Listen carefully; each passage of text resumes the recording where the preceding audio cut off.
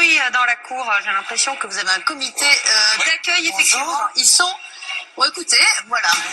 On va espérer que cette émission va se dans le calme. Merci en tout cas d'être... Mariam El Khomri is behind a highly unpopular labour law which has prompted thousands to take to the streets of France in recent weeks, claiming the reforms will strip employees of some of their rights. Il est l'un des journalistes sportifs les plus célèbres et aimés de France. Tens of thousands marched across France on Thursday. 77 people were arrested. Riot police used tear gas to try and disperse protesters in Paris. It came amid crippling strikes nationwide.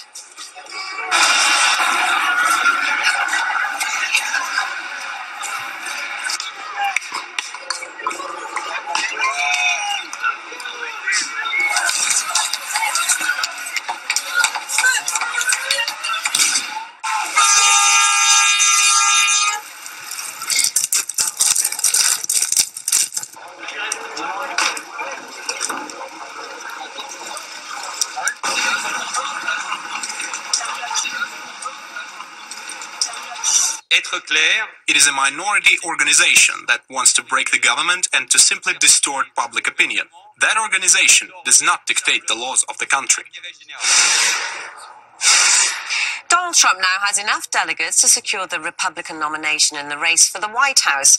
But current President Barack Obama believes that his nomination has come as a surprise for world leaders. They are not sure how seriously to take some of his pronouncements, but they're rattled by it, and for good reason. That's good. Is that right? That's good. I love that word. He used a bad word because he knows nothing about business.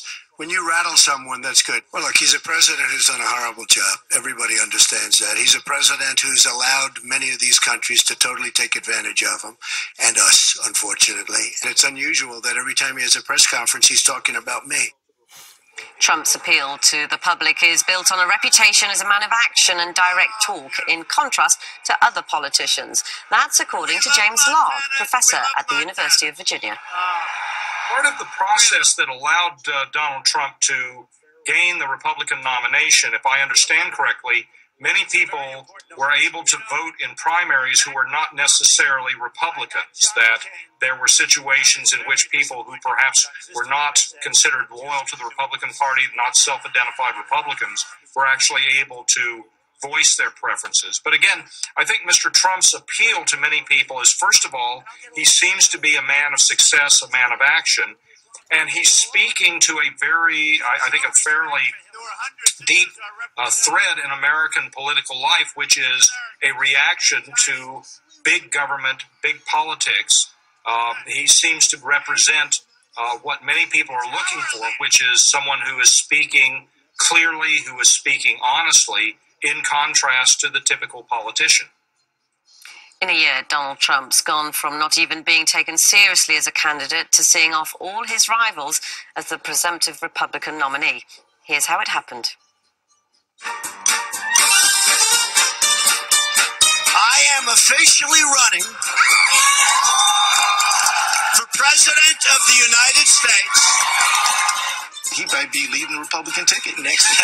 I know you don't believe that, but I want to go on. I don't think he's going to be on the ballot by February 1.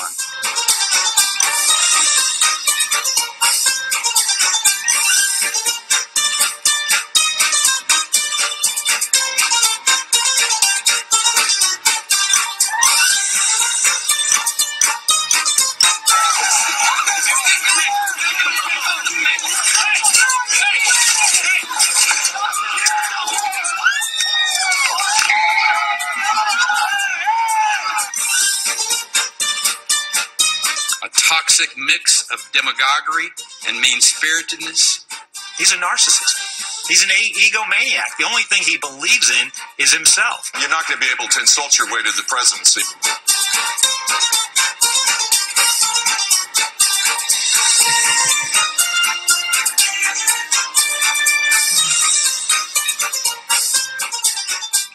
And there'll be more stories just after this short break. Don't go away. This morning in Athens, I went out to get some local newspapers to see what the people here are talking about in regards to that visit. So this newspaper in particular, this headline says the world leader arrives in Greece. Historic ultimatum.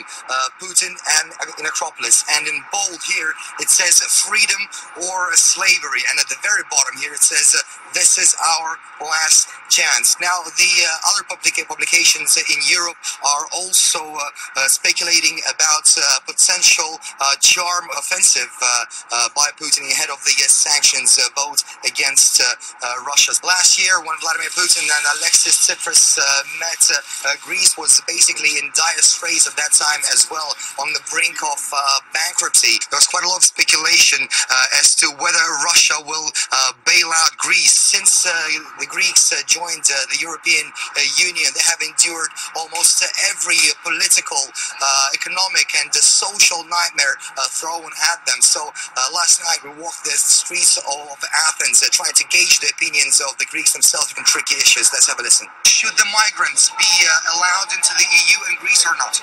Not. They should stop the war, so we will not have immigrants. I think they should go on Europe to find future, because here we don't have future. What's better, drachma or euro? Drachma. Euro. Who's cooler, Putin or Merkel? Putin. Merkel. Putin. Christine Lagarde, the chief of the International Monetary Fund. Your advice to her? What advice to her? To be more calm. The IMF has no reason to be in Greece. My advice would be like, she should help Greece. Now, the scandal is growing over Hillary Clinton's emails during her time as US Secretary of State, with fresh reports over the politician's alleged misconduct.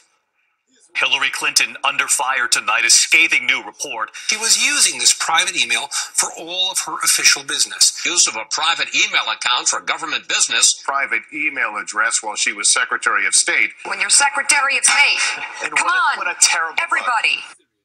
The mainstream media are preoccupied with whether Hillary Clinton broke the law by using private email servers when she was Secretary of State, without focusing on the explosive content of the messages themselves. Here's what we found out from the Clinton emails. Revelation 1.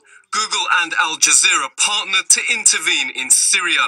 A 2012 email from Jared Cohen, the president of Google Ideas, shows the IT giant was interested in pushing people to defect from the Syrian government. Cohen also wrote his organization was partnering with Al Jazeera. Revelation 2. UK and France set sights on Libyan oil after intervention. In this email, Clinton's family friend Sidney Blumenthal writes that both Britain and France sought to control Libya's oil in the days after the 2011 coup. France was reported to be pressing the new Libyan authorities to reserve 35% of the oil industry for French firms. Revelation 3. US wanted to cover up helping Turkey fight PKK. This email sent to Clinton shows that the government asked the Washington Post to redact a story on cooperation between the US and Turkish intelligence in the fight against Kurdish militants. Revelation 4. Hillary Clinton is not a technological whiz. The emails show Clinton needed assistance in everyday technological challenges, like dealing with a fax machine, charging her iPad, or finding a Wi-Fi network. Contents of them haven't been released, a lot of them. Some of them have, but I think most of the people are thinking about whether she's honest and trustworthy, and it plays to the narrative, breaking the rules, that the Clintons have done this for many years and they've never had to play by the rules, and also that she's not too honest in her dealings and takes shortcuts that other people don't get to have, and that's the big narrative about the Clintons. So the story in America plays to that narrative. Up next on RT International.